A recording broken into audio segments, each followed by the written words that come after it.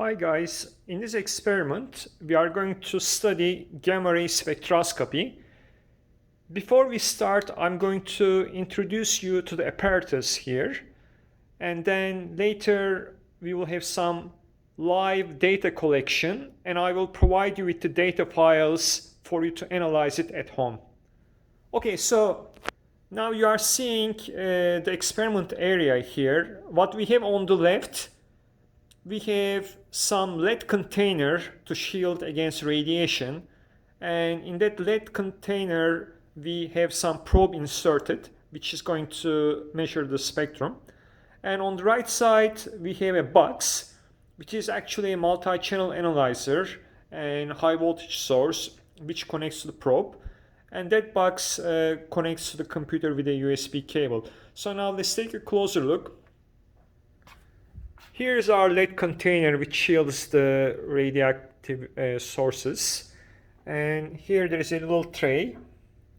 I'll try to open this tray if I can grab it here. Alright. As you see, there's a place to put the radioactive source here.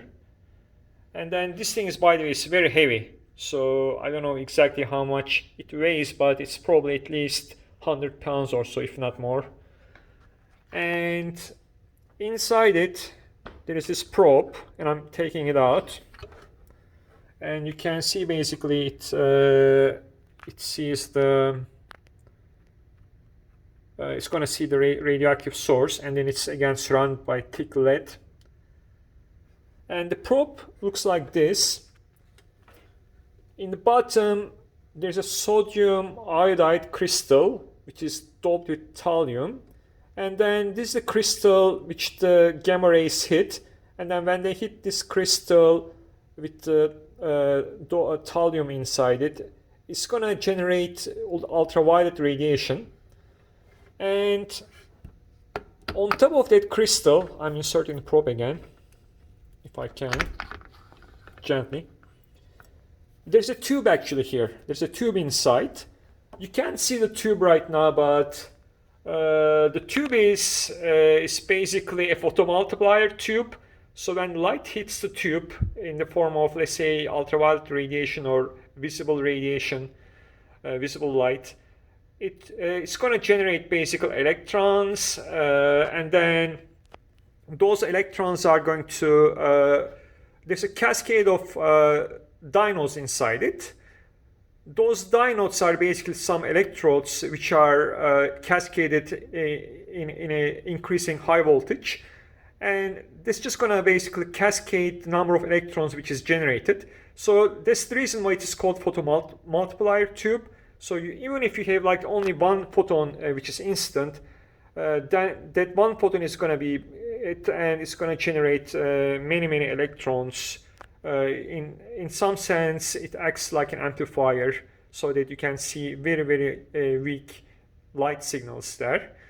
And on top of the tube we have some electronic circuits. There's a preamplifier inside it to amplify the signal from the tube. And then there are two connections. There is the middle connection is a high voltage connection, and the other connection is the signal output, the voltage signal which is coming from the preamplifier and the tube. And then these cables connect to our spectrometer, which has a multi-channel analyzer and some high voltage source. Right now it's turned on, so I can turn it off. And on the back, let's see what we have. So we have this is our input, and the input goes here actually. And then this is a high voltage, and then you can see there are two types of high voltages, one positive and one negative. So in this experiment for our tube we are using positive high voltage. This is actually very important. If you use the wrong high voltage, then the tube could be damaged. And then this is a high voltage connection in the middle. Okay, and finally there's a USB connection which interfaces with the computer. So what this multi-channel analyzer, which is also called MCA, what it does is it takes the voltage signal, which is coming from our preamplifier and the tube, and it connects that analog signal into a digital signal. The reason why it is called multi-channel is because in our case it's a 10-bit analog to digital converter. If you have 10 bits, then 2 to the factor of 10, 2 to the 10 is 1024. So basically we have 1024 different discrete values for our voltage. So these are referred to as channels.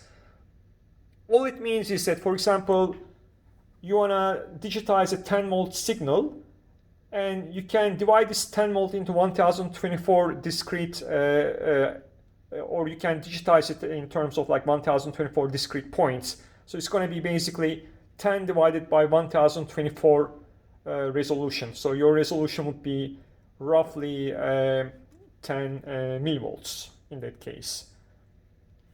So that's why it's called the multi-channel analyzer. So each discrete digital value is called a channel. And during the experiment, you are actually going to change the so-called gain of the multi-channel analyzer. What it does basically, when you increase the gain, it's just going to use a smaller voltage value to be digitized. For example, you might want to digitize only a very small voltage value so that you can focus into a very small range so that you get higher resolution. So when you change the gain, basically you are effectively changing your resolution of your signal. So it's basically a very simple analog to digital conversion process. But this is one of the crucial parts of this experiment, is to be able to adjust the gain, because by adjusting gain, we are controlling what voltage we are actually digitizing. So if you actually decrease the gain, then you are going to have a small voltage value. Actually, you are going to have a large voltage value that you are going to digitize. That's going to lower your resolution. And if you increase the gain, then you'll be only looking at a small voltage value, and then that's going to actually increase your resolution. But if you increase your resolution, the caveat there is, what happens is that when you increase the resolution, then you lose the range. So if you want to look at a large range, then you want to decrease the gain. If you want to look at a small range but at high resolution, then you want to increase the gain. And the gain adjustment is done through the software. So now in the first part, in the first activity, we are being told to put two sources in our shielded container here. So one of them is cesium, if I can focus there, it's cesium 137. And the other one is cobalt 60. So this is how they look like. And we are going to put those label sides down so that the unlabeled side faces the tube. So that actually going to increase the radioactive rays, gamma rays a little bit, so that you get a little bit more gamma rays, okay? So I'm going to put the cesium 137 in the bottom with the label side down, right here. And then I'm going to put the cobalt on top of it. So we are putting two of them together. So it goes on top, and then I close the tray. All right. And we have more sources here, so let's see what we have.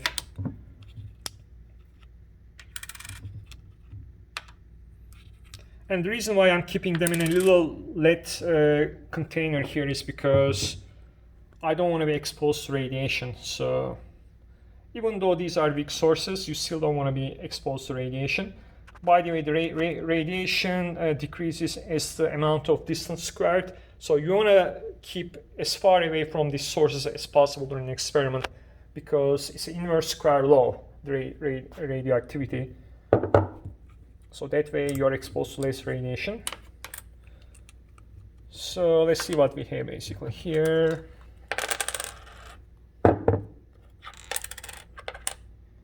So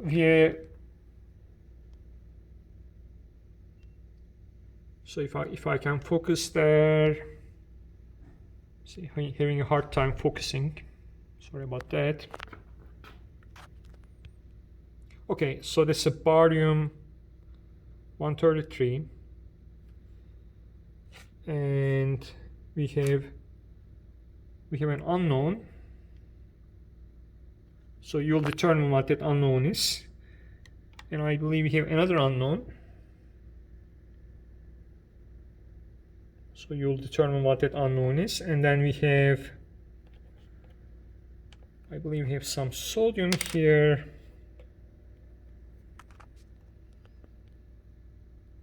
So this is sodium. Yeah, so basically these are the sources that we will be dealing with today. Okay, now let's go ahead and turn on our spectrometer, and high voltage is on. And now I'm going to turn on the application, which is called USX.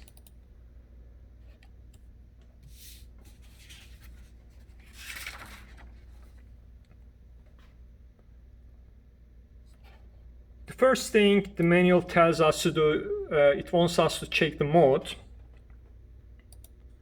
So our mode is actually set at PHA preamp in. So this is actually correct, so we will just leave it there.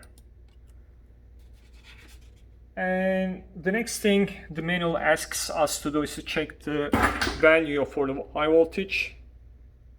So it is 1050 volts, so that's correct too. It's currently off, and it's positive, so it needs to be positive, because if you apply the wrong polarity, you could damage the tube. So it's 1050 volts positive, so it's fine. Coarse gain is at 8, and fine gain is at 1. And if you go to the settings, and if you go to the high voltage amp ADC, ADC means analog to digital converter, you can see all these values here as everything together. So the voltage is 1050 volts, polarity is positive, coarse gain is 8, fine gain is 1, conversion gain is 1024, so that's the maximum number of channels we have. So we have a 10-bit analog digital converter, so we cannot have more than 1024, and we don't want to set it lower because we want the highest resolution possible. And then there are two things here which are called the lower and upper discriminators. So you see these little triangles. So this is my upper discriminator, and then this is my lower discriminator. And you want to set them at the minimum and maximum. So if you actually, let's close this window. See, so you can adjust these sliders, which are upper and lower discriminators. So I set them at the minimum, which is 13, and maximum, which is 1024. Let's check again. Yeah, so they are at minimum and maximum. What they do, they just limit the signal basically. So you don't see the signals which are smaller than that value and larger than that value. So in our case, we don't want to limit ourselves basically, because we want to be able to see all the signals possible. But with some radioactive sources, you are going to have to limit yourself. Otherwise, it's going to cause your multi-channel analyzer to get confused, because you will see a lot of data that you don't want to see from, like, for example, low energy radiation, which might actually confuse your photomultiplier tube and multi-channel analyzer. and it might actually make your data look not very nice. So those things are actually potentially useful. Okay, now I'm gonna go ahead and turn on the high voltage here.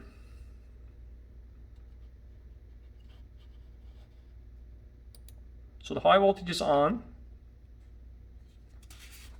And now I'm going to start taking data. By the way, the manual also wants us to check the Y scale here. And our Y scale is set at, if you can see, it's logarithmic. So I mean, you can actually see it's a logarithmic scale, so it's correct. So we want to keep the Y scale as logarithmic. Okay, now we click start and let's see what happens when I click the start. Okay, I'm clicking start. Are you guys ready? Do you guys have any idea what you are going to see? Well, let's focus here again. All right.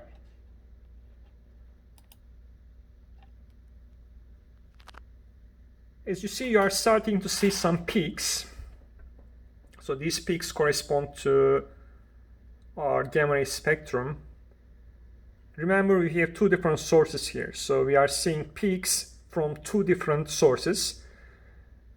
And as you see, there is a lot of noise in the data, which you should expect. That's because radioactivity is a stochastic phenomenon. It's a statistical phenomenon. So that's why you need to collect data for a while to increase your accuracy or decrease your error. Again, so we are looking at some statistical physical phenomenon here. As you can see, there's a lot of random noise, but this has to be expected.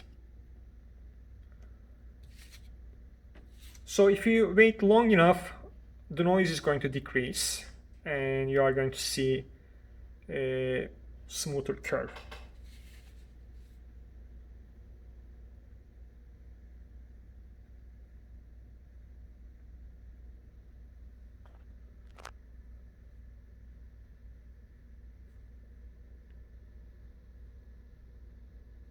So let's wait for maybe about a minute or two.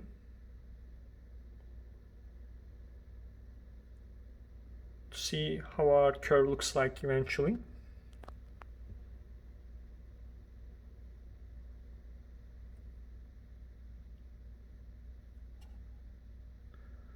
Okay, now I'm going to stop taking the data. And I'm going to save this file.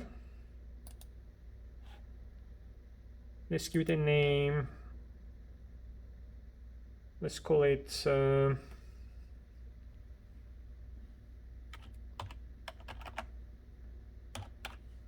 gamma 6 referring to the step number 6. And now I'm going to erase the data by hitting the erase button. So now we are going to set the gain, coarse gain to 1. Coarse gain is set to 1. And now we are going to recollect data with the gain 1. Can you guess what this is going to do? Remember, when you lower the gain, it is supposed to increase your range, but it's going to decrease your resolution. So now we should see more peaks because our range is going to increase, but the caveat, we are going to have a lower resolution. Let's see what happens. As you see, I think now we are seeing an additional peak here that we didn't see before. But our curve actually shrank down quite a bit, which means we lost quite a bit of resolution. Remember that your resolution is limited to a channel number here. So here, for example, between 0 and 256, you can only have 256 defined values for your energy. Before, it was going almost up to the maximum, which was 1024. So we kind of shrank our resolution by a factor of 8 by going down to from a gain of 8 to 1, but we increase our range by a factor of 8. By our range, I mean our absolute range, not the range on the what you see here, range of the actual energy. So it went by a factor of 8. Okay, now you are seeing some data here. So I think we have seen enough. So I'm going to stop this and then save the file. And let's call it step 7.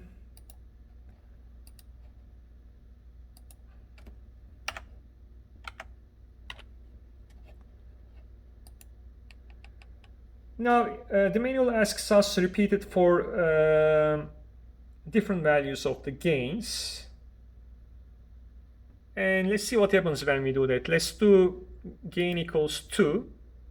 And I'm going to erase the data. So data is erasing. Gain is at 2. Let's retake data.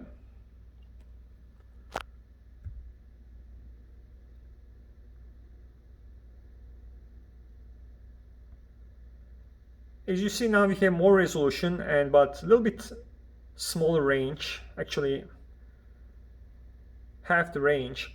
But the thing is, having smaller range is actually not hurting us right now, because our signal is going only up to here. So we really don't need to see what's happening here, because we are not seeing any gamma rays in these energies beyond this value. By the way, don't forget that the horizontal channel is actually corresponds to the energy. Eventually you will calibrate these channel values, and then when you calibrate them, these values are actually going to correspond to the gamma ray energy, like mega electron volts, for example. So again, the useful signal is still confined to this portion here, which means our gain is kind of a little bit too small, right? If I increase the gain, then we can actually increase our resolution without really losing any of the signal. So I'm going to now stop this data collection, and I'm going to call this, let's call it maybe like gamma 7 underscore 2, 2 meaning the gain. And now erase it, and then set the gain at 4, coarse gain at 4, and let's take data again.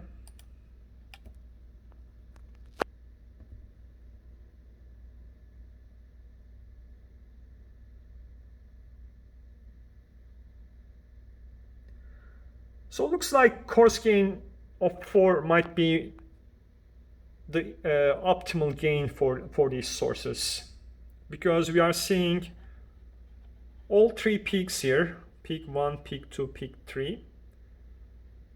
And if I set the gain to 8 or more, then you are going to lose this peak here, even though you are going to gain some resolution, but you are going to lose this peak here.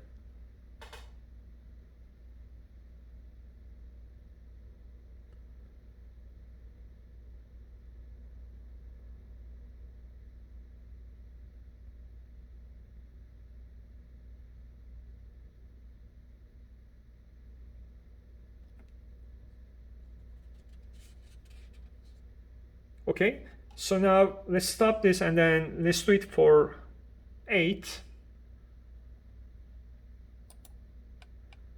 Before we do that, let's save the file. That was 4. Actually, we have already done 8, so we are going to do 16.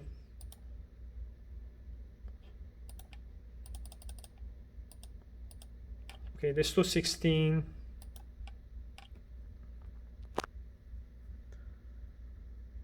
So now with 16, we pretty much lost all the peaks. Although we have increased resolution for the lower energy region.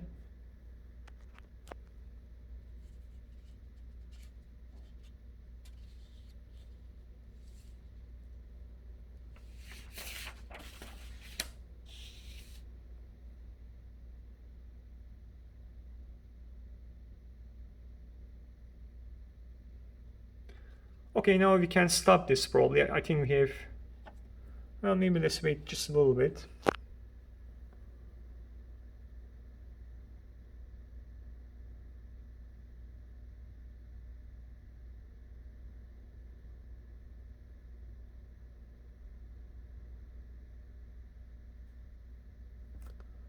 All right, that's good signal. So let's stop and save it. So we call it 16.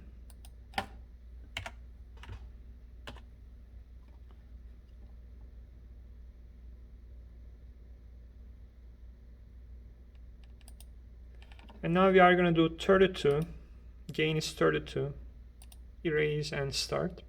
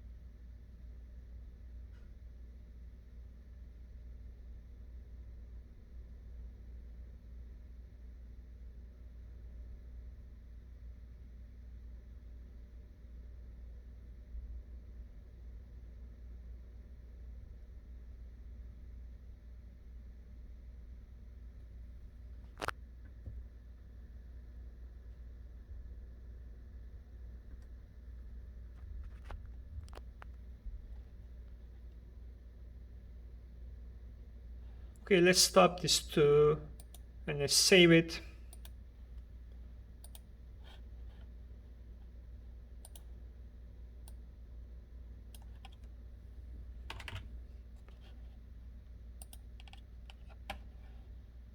All right, finally, let's do 64. 64, erase, start. When I set the gain to 64, now you can see that for the low energy region, we are getting very good resolution in the low energy region that we didn't actually see those peaks very clearly before. Now you can see them clearly what's going on in the low energy region.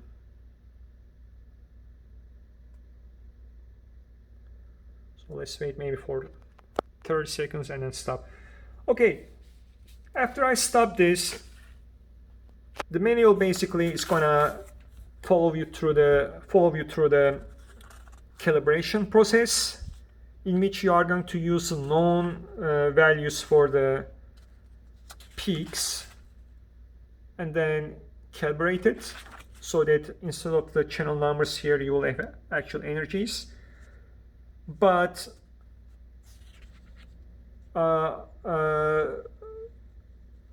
this is something that you need to do at home actually. So the calibration part, I'm gonna leave it to you so that we actually work through it, okay? So you'll have to actually do the calibration yourself. And if you actually look at your manual, once you are done, it shows you how it should look like. So in the manual, if you look at the figure on page 7, on page 7 of experiment 10, it actually shows you the calibrated curve where the channel numbers correspond to the energies. Let me show it to you. This figure that I'm talking about. So when you do the calibration, your horizontal axis should actually be in terms of kilo electron volt instead of channel number. So you'll use these 3 peaks to calibrate it. The cesium-137 peak, and there are 2 peaks for cobalt. So you will do a calibration, and this is something you need to do yourself. And then once we calibrate it, once we have a calibrated value, then you'll have to measure sodium, barium, and unknown sources. So again, let me double check on that. So yeah, we'll measure sodium spectrum, the barium spectrum, sodium 22 spectrum to be exact, and barium 133 spectrum. And then you'll be provided with 2 unknown spectrums, and then you'll determine the isotopes in the unknown spectrums. All right, so that's it for now. And I'm gonna turn off data taking here, save the file.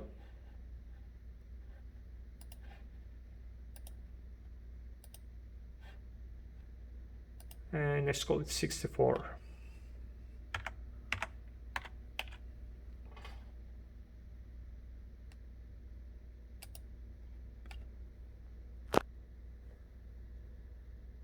All right, so I'm going to stop the video now. So it's been half an hour. So you can watch this video to actually see what's going on in the experiment.